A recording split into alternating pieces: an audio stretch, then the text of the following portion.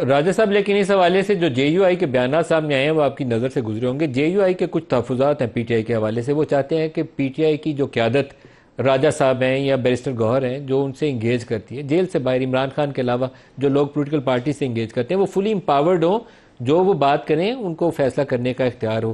اور بعد میں جو ان کے اوپر کبھی مولانا کے اوپر اٹیک ہو جاتا ہے پارٹی سے، کبھی کسی اور پہ ہو جاتا ہے، اس سے ہاتھ روکا جائے. 26ویں آئینی ترمیم پہ بھی وہ سمجھتے ہیں کہ آپ لوگ ذمہ دار ہیں، آپ برابر کے مشاورت میں شریک تھے، آپ لوگ اسے اب پیچھے ہٹتے ہیں. تو اس کے اوپر آپ لوگوں کو ذمہ داری لینی پڑے گی دونوں ایشوز کے اوپر، empowered leadership P T I کی اور 26ویں ترمیم کی ذمہ داری.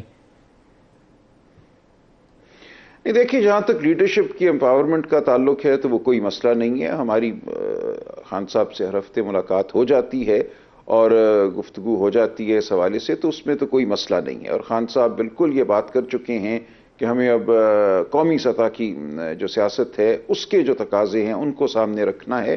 اگر کسی حلقے میں علاقائی سطح پہ کوئی ہے بھی رکابت، اس کو ہمیں پیچھے چھوڑ دیں، تو یہ کوئی مسئلہ نہیں ہے. مجھے کوئی کیا بڑا عمران معاملہ خان اس جو بات کے ہے کوئی حامی ہیں مسئلہ کہ بڑا مولانا فضل الرحمان گرینڈ اپوزیشن الائنس کی قیادت کرے؟ کیا عمران اس کے حامی ہیں؟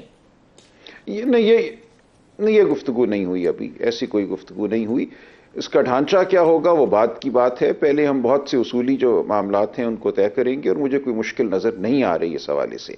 جہاں تک آپ کا دوسرا سوال تھا کہ 26ویں ترمیم کے حوالے سے ہم کوئی ذمہ داری قبول کریں، ہماری کوئی ذمہ داری نہیں ہے. لیکن میں سمجھتا ہوں وہ ہو گیا ایک سانحہ، اس کو اب ہم نے تبدیل کرنا ہے. جب ہم پارلیمان میں آئیں گے، اس اکثریت کے ساتھ آئیں گے، تو اس کو ہم رد کریں گے. اس وقت کسی کی جانب انگلی اٹھانے کا کوئی فائدہ نہیں ہے. یہ ایک اب معاملہ ہے جو ماضی میں ہے، پیچھے ہے. ہمارا موقف اس حوالے سے واضح ہے، ہمیشہ واضح رہا کہ ہم اس کو اچھا نہیں سمجھتے. تو ہم ترمیم جو ہے اس کے حوالے سے تنقید کریں گے، لیکن میں سمجھتا ہوں انگلی اٹھانے کی کوئی ضرورت نہیں ہے، کسی کو الزام دینے کی ضرورت نہیں ہے. اور ہم نے یہ اعتراف کیا ہے کہ جو ترمیم یہ کرنے جا رہے تھے اس میں سے بہت سی برائی جو ہے وہ مولانا کی مداخلت کی وجہ سے، جے یو آئی کی وجہ سے نکلی. اور اس حد تک ہم نے مشاورت کی، اور اس مشاورت کے نتیجے میں کچھ جو بدی تھی اس میں کمی آئی. لیکن جو اب بھی ہے یہ اچھی ترمیم نہیں ہے، اس نے عدلیہ کو مغلوب کیا ہے.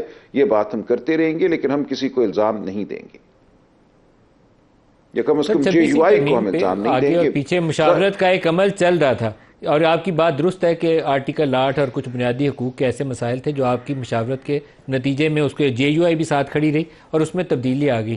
لیکن جو کچھ ہوا، کیا اس میں پی ٹی آئی کی کانسنٹ شامل تھی؟ ہاں یا نہ سر؟